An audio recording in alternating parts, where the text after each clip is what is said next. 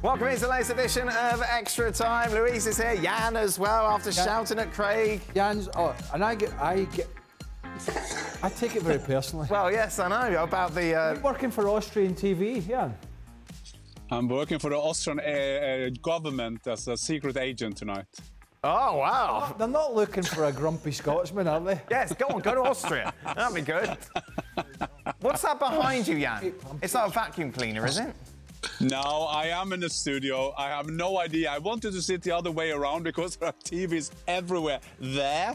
But now I'm looking like I'm sitting in some closet. Yeah, it does. Yeah, it does look like you're sat there. How come I say dress up? That's a very loose term. Right. How come he puts a shirt on for Austrian TV, but for FC? Well, he wants to make an effort, doesn't he? There we are. Yeah. Xavi has beaten, Louis, this for you. Xavi has beaten PSG in Paris with a bunch of teenagers. Do you think Barcelona should ask him to stay?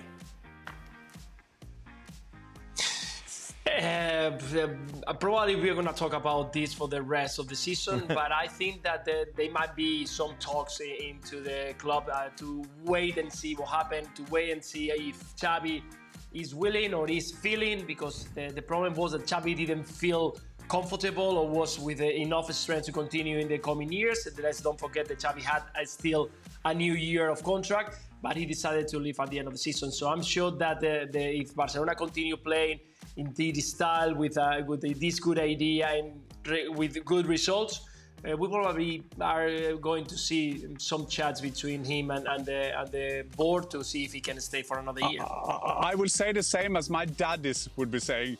What is all this thing about feeling? I don't feel that I want to be the Barcelona manager. He's the perfect Barcelona manager. Luis knows him. I don't know him. I see it from outside. But I will bet that Xavi will stay for another season at Barcelona. But he didn't like it, Jan. Everyone was being mean to him. It wasn't very fun. You know, maybe just because he said he's going, people have taken the pressure off. Yeah, we're still with Craig, aren't we? I mean, we can all do that. That is no problem. It's a bit like the show, isn't it? What do you mean? Well, it's not fun because, you know... Because Jan comes on and bullies you. Yeah. That's how you feel about things. I mean...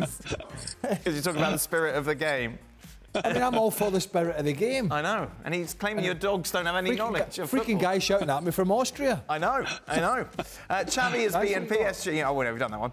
Year after year, Donnarumma is shaky in goal. Why doesn't PSG utilise their Champions League winner Navas in goal instead? How many was he at fault at today, would you say, Jan, out of the 3? Well, I would just say the general today. He was weak because there was a big chance in the first half with the Lewandowski thing that he comes out. So he didn't give me the sign that he's a secure goalkeeper. And he's a good goalkeeper. He looks like a goalkeeper. He got a presence of a goalkeeper. But I still think that he should be in goal there. But sometimes when we put Donnarumma up as the best goalkeeper in the world in some nominations, especially the Italians one, of course. But I don't think that he gives me today in a quarterfinal of the Champions League the security that this PSG team needed. I think that if they had him today on his top, they would have at least get a draw today. I won't say how many of the 3 he should have taken. Oh, why not? Why won't you say? Well, you forgot. Well, which one will you say that he can take? Can he take? I think the third one. The third one definitely. He's got to do better. I think he's got to dominate. But the reason I said that because he didn't come out for Christensen, because what happened in the first half. That's why I tried to do the analyze on that. The Rafinha one he can't take. No goalkeeper will do that. Pedri passed Rafinha. He wouldn't take that, and so on. The one he comes out that he comes out and avoided to go to Lewandowski. Should he take that or that? I'm not sure of that. I have to be honest, you know, Dan. Oh no, he'd be honest. Little dull, but that's all right. The Christensen one, when you're a goalkeeper, you're a very commanding figure as he is. I mean, we're not talking about David Raya at Arsenal here, who's one of the smaller goalkeepers. Got to have a go at David Raya, don't you? Well, I can fit him out. Crowbar that in. I could crowbar Let's have a go at Manchester United now. I could crowbar. Nana's not having a great season, to be honest. But I mean, when you're scoring a goal, when you're heading it in from, I'm going to say 5 yards, but it was probably closer to 4. So say 4. I was trying to give him a bit of wiggle room. Okay. Then I think you're looking at your goalkeeper there who's not, well, it's definitely a consequence of his poor one in the first half. But he's got to put that, like Xhaka does, puts it behind him. Yes, indeed. And better move on. Luis, do you feel that Dembele's performance tonight proves you right? Of course, you'd had a lot of arguments with Ali over the years about Dembele.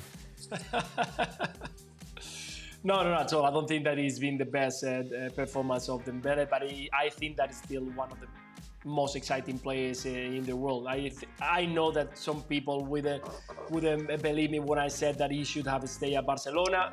When he went to Paris Saint-Germain, he has ups and downs. At the same time in Barcelona, the consistency is the problem with Dembele. But once again, he's going to win the Liga right there. He's on the quarterfinal of the Champions League, and he's one of the most important players for Paris Saint-Germain. For me, again, there is no many players on these days who can provide what he brings on the table: the speed, the ability, the 2 feet capacity of finishing, and a little bit more things that these kind of players can bring. And well, I'm not saying that I was right, but I still think that he's one of the more exciting players and one of the best players in the world.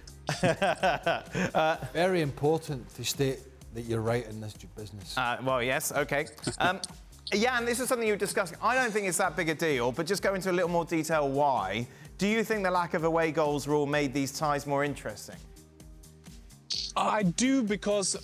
Don't you think it's just the fact that you've got great teams playing attacking football? I don't think psychologically you're thinking about away goals. Yeah, that's fair. I was thinking of a lot of that yesterday alone in my hotel room. So I did an analyze with someone who I could agree with. But yes, no, but I was thinking of that. Maybe it's also a trend that teams are going for it. So I'm not saying that it's only down to the away rule. That's for sure. And it's funny when we discussed it on the show today that there was 10 goals yesterday, 6-7 of them best goals you see during a season. Fantastic goals, but they count for nothing now. And we go into next week in the Champions League in the next game. Having said that, I think that will add to the attitude of the coaches. They can go for it at home, because if an Arsenal team still got to be a bit more careful against Bayern Munich, because if they do that 1-0, they have to that at 2-1. It's not that good, and you have to have all these speculations. No, you just have to go for it, and you saw that yesterday, and you also saw that today. Great games going around at the moment. Yes, it could be a trend, but at least I will say that the away rule is a part of that, one of the factors that strengthen that trend. I'd just like, before you go to another question, right? I would just like to clear one thing up. Oh, what have you done? Oh, I've done plenty of things. Right, okay. I'm not bringing it up. What would you like to address? Unlike Jan, I have never ever lay down in a hotel bedroom and thought about away goals. Right. That's where you two. That's where you two are different. That's where we differ. The first thing I'm thinking about is, what time does the bar close? Right. Yeah. What's the room service like? Yes. Yep. Away goals is down the list of your power rankings. Imagine lying there, like, just get in your hotel room and go, away goal rules is spoiling it for me. That's just where. Jan, out of interest, as a striker, of the 18 goals we've seen over the last 2 days, which was the best one? Oh, which one will be the best one? There's the Real Madrid goal. Was it Valverde? Valverde. Yes. Valverde. The way they played, the way he took his technique. But I will also say, as a great candidate, Rafinha today. Pedri passes once. Good to see him back. He's doing that. But the technique Rafinha got to do, Luis described is fantastic in the show. But the way you have to go into that ball, like kind of tennis, you have to just get it in there. Fantastic goal from Rafinha. I think I would take that as number one. What about Haaland's goal? Oh no, sorry. You think when Luis Garcia travels the world as he does, you think when he's in Bogota and he's in, where does he go? Hong Kong and all these places. Yes. You think when he goes to immigration, they say, "Oh, Mr. Garcia, I really enjoyed you at Liverpool. You're looking a bit stressed today. What is it?" You think he goes, "Oh, away goals." I don't think Luis ever looks stressed, does he? Look at him. Away goals. He's all right. I'm just worried about the away goals. People seem to be getting hung up in this. Yeah, I don't think it's a big deal. I don't understand. I don't know. It's just the way football is. Many things are a big deal. I'm in Austria, so I have to tell you, Craig, I had a room service of a schnitzel, so just have to relax you as well. Not only away goals. And what's a schnitzel? Who brought it to your room? Thomas Tuchel. There we go, Thomas. Have you got Bayern going through then, Jan? Who have you got going through in the Arsenal-Bayern game, given your Tuchel love? Tuchel will be Bayern going through. Now, I think that is very, very open game. I'm very dull at that one. That is very, very open. Right. But I will say, if you're gonna bet, I will say Manchester City will go through. I think that Dortmund will go through, and I do think that Bayern will go through with my German heart. Yeah, we've heard of a lot from your German heart. I hope Manuel Neuer rolls it out to Matthias de Ligt. And he puts his hand on it and he gets a penalty against him. I know. Can you imagine? And then, yeah, I can't say anything. That's it. He got his way. Fantastic. Luis, how impressed have you been by Cubarsi, and how hard is it to slot into centre-back for such a huge club at this age? 17. Very, very impressive, and very surprised and very happy because we've been talking about a better Barcelona for quite a long time now. It's been 2-3 months, and something has to say about this kid arriving to that line back. And a lot of people say, "Oh my God, we are talking too much about this young kid. He has done just enough to talk a little bit about him because he played only 5-6 games." But listen, the way he managed the tempo of the game, the way he understands the situation, the way he covers Araujo, the way he plays the ball. I mean, today's first goal of Barcelona is because he brings a fantastic ball into the middle to Lewandowski, and that's something that we haven't seen for quite a long time without the likes of Rafa Marquez or Piqué, players who can bring the ball from the back with a little bit of clarity. And the thing that impressed me the most is that awareness around the football intelligence. He's always in the right positions. He's not lying down when he's facing against Dembele a couple of times. He was holding up, looking at the ball, not looking to the movements of the player. And that's something that is very difficult to have at such a short age. So I'm really, very impressive, and definitely I'm looking forward to see what he's bringing on the table. And he's next to a fantastic player who's going to help him grow with Araujo and Koundé. How embarrassed should Howard Webb be while watching Champions League games and seeing how efficient VAR is, while in the Premier League, continuous long pauses in play whilst checks happen? He should just be embarrassed about... He should just be a bit embarrassed about the way they've handled... Officials been right, haven't they, the last couple of days? I don't think... And they seem to have let the games flow. The Champions League? Yeah. Yeah. In the main, I mean... Like, Jan's got his issue, obviously, with the... Well, as Jan said, they should put it... for everybody to watch it better, they should be... Staggered. The game should be staggered, but they're not. However, I will say, and I said it yesterday, the referee I think he was a French referee, and not a particularly old one, in the Real Madrid-Man City game yesterday, I thought was absolutely terrific. Yeah. There was a few challenges that players would have been, that other refs would have been over-officiating and over-fussy about, there's a little... No. If it wasn't a clear trip or a clear foul... Well, when he gave the yellow card so early on, you thought, you know, he's setting the standard here. Yeah, but it was a yellow card challenge. The rest of them were sort of, you know, players coming together and, you know, whether it be a shoulder charge or just two players, one out muscling the other. And where players were looking at free kicks and they would maybe get it in their own league, he was like, no, we're just going to carry on. And what happened was, the game was so energetic because of it. Yeah. And it was such a good spectacle. So, yeah. Look, I don't think there's any doubt. There's certainly, and maybe this applies to other leagues like the Bundesliga and Serie A and La Liga. I don't know, but there is, for me, having played in the Premier League, okay, it was a different era, but I always felt there was a good stack of quality referees. For me now, there's one or two, and then there's a big drop-off. Yeah. You know, I think Michael Oliver, Anthony Taylor, maybe one or two others, and then there is a big drop-off in the officiating. Luis, what's the reaction in Spain when they see a referee officiating in this manner? Because we know in Spain maybe they're a little stricter on fouls and things, to see the game given this kind of opportunity to run in this open manner. How do they react? Not good, to be honest. Everybody is complaining about the referees, the VAR, and how they handle the situation. Some days because it's too long, some days because they don't understand the consistency on the game, because they go and show yellow cards and also showing red cards and the other options no. So at the end, it's all about having a point of view where VAR is no welcome, and that's something that I understand. It's something that we need to understand, and people still not understanding that VAR is not here to clean everything and to clear everything. It's here to help, and it's gonna take a longer to definitely use it in the right way. But I still think that the VAR can be used very useful in the coming years. Still a lot of work to do yet, though. But Luis, just watching yesterday's game and watching that game between Real Madrid and Manchester City, where the fouls weren't called all the time, watching that, do you enjoy watching those sort of games? To be honest, I don't like it. I don't like it. I prefer. It's an example where, and we've been talking about the offside situation. When there's an offside, and they allow it to keep it going because the VAR can get involved later on when it's a very clear offside. I just don't like it. I prefer that the referees the game, and we forget about that there is someone behind me watching it. So.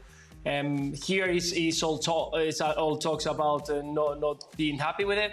But in my opinion, I think that we need to understand, and I don't like to talk a lot about referees because I've been doing it with just some kids, and I've been trying to referee with kids, and it's very, very difficult. So I understand what it is to be involved in a situation like that one with so much pressure.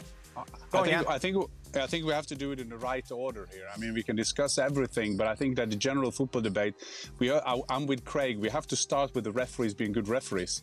What we've seen the last 2 days, in my opinion, in nearly all the games, is that we have referees who clearly manage the game. They are leaders there. They let it flow, that I like. Yes, there are different things that I don't like, but we have to take it in the right orders. We have to have rules that people understand, not just this analyze of everything, that one referee can say one thing and the other one say another different thing. And then we have to have referee who are leaders there. And thirdly, then VAR is a consequence of that. So I don't think VAR will stay on, but we have to improve it, of course. But we have to improve the rules, and we have to improve the performance of the referees, because somehow the good referees, they can make good games also with VAR. That is quite interesting, and maybe a paradox. I'd like to apologise for the rude interruption. What were you watching? What were you doing on your phone?